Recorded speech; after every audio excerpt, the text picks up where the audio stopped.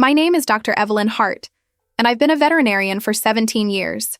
I've seen dogs who've been beaten, burned, neglected, until their ribs showed through matted fur. I've held dying puppies in my arms and felt their last heartbeats fade against my palm. I thought I'd seen everything that could break a soul. I was wrong. The rain had been falling for 3 days straight when dispatch called that October evening. I wasn't even on call. I was sitting in my empty apartment, staring at divorce papers I couldn't bring myself to sign, listening to the water drip from my broken gutter. The phone rang at 6:47 p.m. I remember because I was watching the clock, counting the minutes until I could justify opening that bottle of wine I'd been saving for. Well, I wasn't sure what I was saving it for anymore. Doc Hart? This is Officer Martinez. We've got a situation out on Route 29. There's a dog sitting in the middle of the road. Won't move. Cars are swerving around her, but she's not flinching. Not even when the semis pass. His voice carried that edge of uncertainty that comes when something doesn't fit the usual categories. She's not injured that we can see, but something's not right. I should have said no. I should have told him to call animal control or the emergency clinic across town. But something in his voice, some quality of bewilderment that matched my own mood, made me grab my keys. Maybe I needed to save something that day. Maybe I needed to feel useful again. The drive to Route 29 took 23 minutes through sheets of rain that made my windshield wipers scream against the glass. When I pulled over where Martinez had described, I saw his patrol car parked on the shoulder, hazard lights painting the wet asphalt in amber pulses. But the dog wasn't in the road anymore.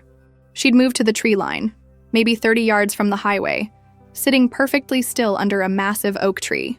I approached her slowly, my medical bag heavy in my left hand, my right extended palm up in the universal gesture of peace that usually works with frightened animals. She was large, maybe 60 pounds, with a coat so black it seemed to absorb the dim light filtering through the storm clouds.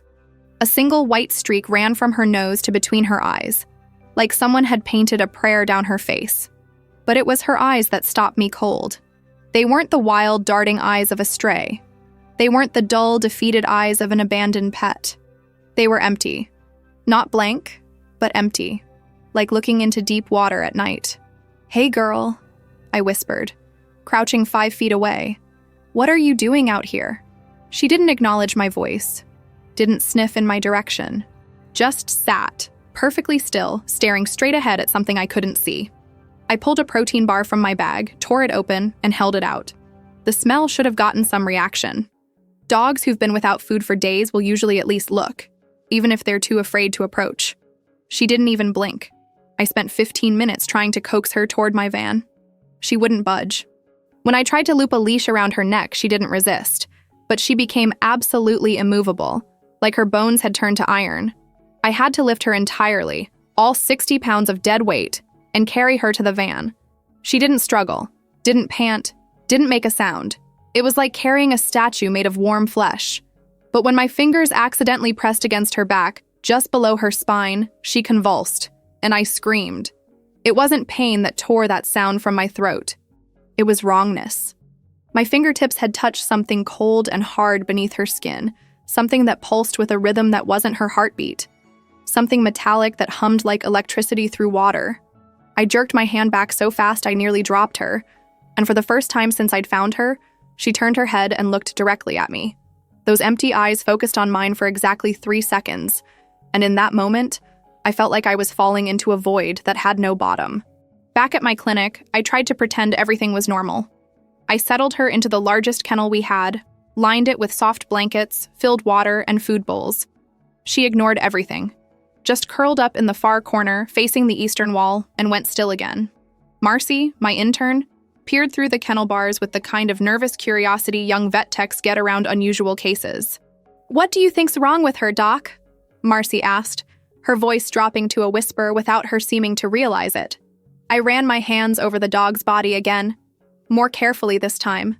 When I reached that spot on her back, I pressed gently. The humming was still there, faint but constant, like a tuning fork struck somewhere deep inside her body. "I don't know," I admitted. "Let's get some x-rays." The images that came back from the machine made me question everything I thought I knew about animal anatomy. There, embedded beneath her skin and muscle tissue, was a grid of metal so precise it looked like circuitry. Not a microchip, not surgical hardware, but something that formed a perfect lattice extending from her spine outward in both directions. The metal was unlike anything I'd seen in veterinary practice. It wasn't titanium or steel.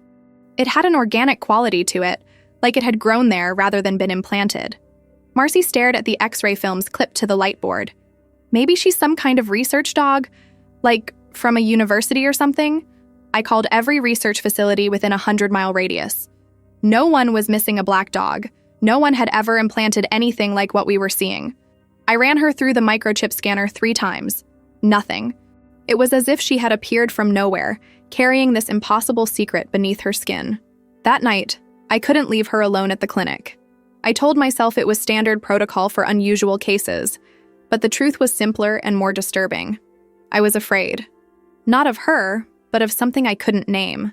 I dragged a sleeping bag into my office and tried to rest, but every time I started to drift off, I could hear that humming. Faint but constant, like a prayer whispered in a language I didn't understand. At 3:15 a.m., I woke to the sound of movement in the kennel room. I crept to the doorway and peered through the darkness. The dog was standing, pressed against the eastern wall of her enclosure, her head tilted at an angle that made my spine prickle. She stayed that way for exactly 11 minutes. I know because I watched the clock on the wall, counting each second, afraid to move or breathe too loudly. Then she lay back down in the exact same position as before, and the humming stopped. The next morning, I found a single paw print in the hallway outside my office. Not multiple prints suggesting she'd walked somewhere, just one, as if she'd placed her paw there deliberately, marking something. The print led to nothing, pointed to nothing, but something about its perfect placement in the exact center of the hallway made my hands shake as I mopped it away. Days passed. She refused food, refused water, refused to acknowledge the existence of any other living thing in the clinic. I started keeping a notebook, not for medical records, but for observations that felt too strange to trust to memory. Day 3. Dog sits up at exactly 3:15 a.m., faces east wall for 11 minutes, then lies down.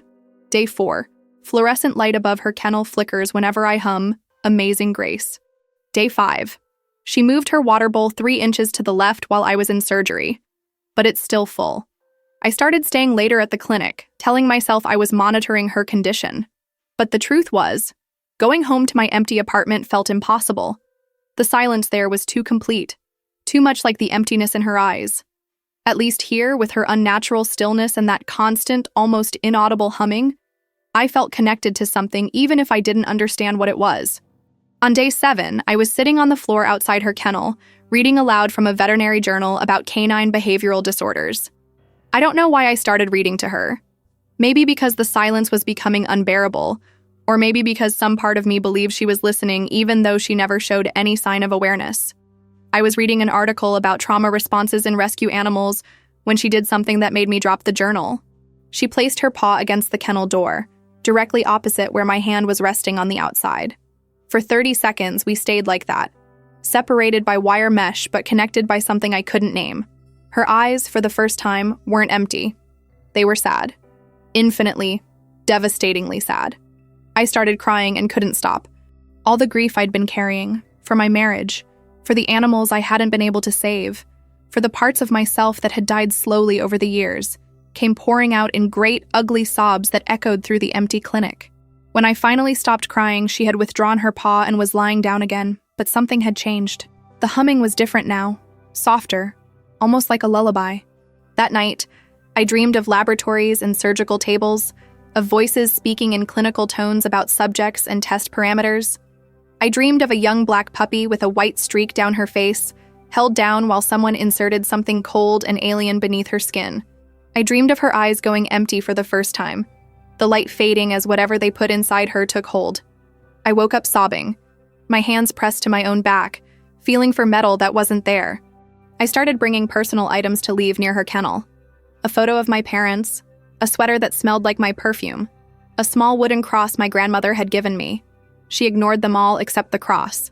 When I placed it near her water bowl, she sniffed it once, then curled up with her nose touching the wood. For the first time since I'd found her, she closed her eyes and slept. 2 weeks passed. Her weight dropped dangerously low, but every test I ran came back normal except for that impossible metal grid beneath her skin. I consulted with specialists via phone, Sent x-rays to colleagues across the country.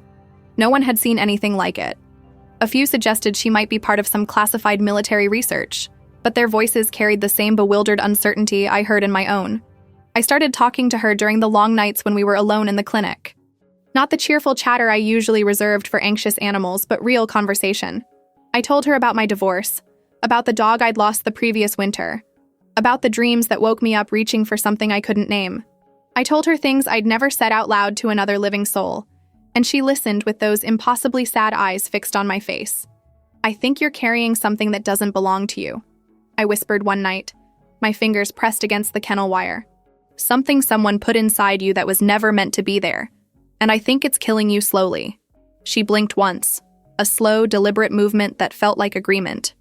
The breakthrough came on a Tuesday morning, when I found her standing in a shaft of sunlight that streamed through the eastern window. She wasn't just standing. She was swaying slightly, her head tilted back, her mouth open as if she were tasting the light. For the first time in 3 weeks, she looked alive. I approached slowly, afraid to break whatever spell the sunlight had cast. When I knelt beside her kennel, she turned to look at me, and the emptiness in her eyes had been replaced by something I could only call recognition. Not just that she saw me, but that she knew me, really knew me, in a way that felt both impossible and absolutely right. "What are you?" I whispered. She moved to the water bowl and, for the first time, drank. Not desperately, like a dehydrated animal, but delicately, as if she were performing a ritual. When she finished, she came to the front of the kennel and sat down directly in front of me. Then she did something that changed everything. She spoke. Not with words, but with a sound I felt more than heard, a vibration that seemed to come from the metal beneath her skin and resonate in my bones. It wasn't language as I understood it, but somehow I knew what she was trying to tell me. She was saying thank you and goodbye. That night, I fell asleep in my office chair and woke to find the kennel door open and the dog gone. Not escaped, gone. There were no paw prints, no sign of forced entry, no indication of how she'd managed to open a door that required human hands to operate. The metal humming that had become the soundtrack to my life was absent, leaving a silence so complete it made my ears ring. I searched everywhere, called animal control, posted flyers with her photo, but I knew I wouldn't find her. Whatever had been done to her, whatever she was carrying inside her body, had served its purpose. Or maybe she had served hers. 3 days later, I received an unmarked envelope in my clinic's mail. Inside was a single photograph, the dog, much younger, lying on a surgical table surrounded by people in white coats. Wires ran from machines to points along her spine, and her eyes held the same terrible emptiness I'd first seen by the side of Route 29. On the back, someone had written in careful block letters, "She was never supposed to wake up." I stared at that photograph for a long time, remembering the way she'd looked at me in those final moments, the recognition in her eyes, the gratitude in that impossible sound she'd made. Whatever had been done to her, whatever she'd been designed to carry or become, she'd found a way to choose something else. She'd chosen connection over emptiness, love over programming, hope over despair. I still dream about her sometimes. In my dreams, she's running through fields of sunlight, that white streak on her face gleaming like a blessing, and the humming beneath her skin has become music, something beautiful and wild and free. In my dreams, she's no longer carrying someone else's burden, but has found her own purpose, her own path. I keep the photograph in my desk drawer, not as evidence of some conspiracy I'll never understand, but as a reminder that even in the darkest circumstances, even when everything human has been stripped away, something essential remains. Some capacity for love, for trust, for the kind of connection that transcends understanding. I never learned her real name, so I still call her what I called her in those final days together. Luna, after the way she seemed to glow in that shaft of morning sunlight.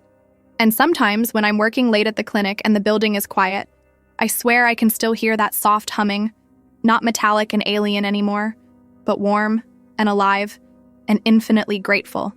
She taught me that healing isn't always about fixing what's broken. Sometimes it's about recognizing what was never broken to begin with, the part of every living thing that remains untouchable no matter what's been done to it. The part that chooses love, even when love seems impossible.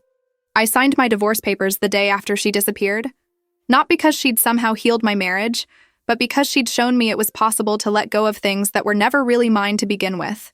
To trust that some endings are actually beginnings, some goodbyes are really promises, and some mysteries are meant to remain beautiful rather than solved. The metal grid showed up in my dreams for months afterward, but now it looked different. Not like a cage or a control mechanism, but like a constellation, a map of all the places where love had managed to take root despite everything designed to prevent it. A reminder that we are all carrying something that doesn't belong to us, and we all have the choice to transform it into something else. Something beautiful, something free, something that hums with the frequency of hope.